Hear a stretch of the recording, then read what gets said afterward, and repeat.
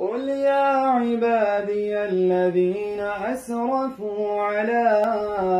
أنفسهم لا تقنطوا من رحمة الله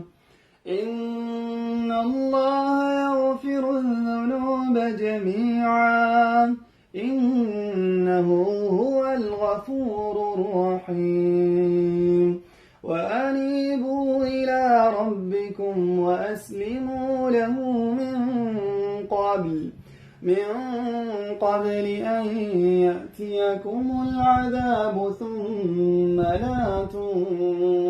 تنصرون واتبعوا أحسن ما أنزل إليكم من ربكم من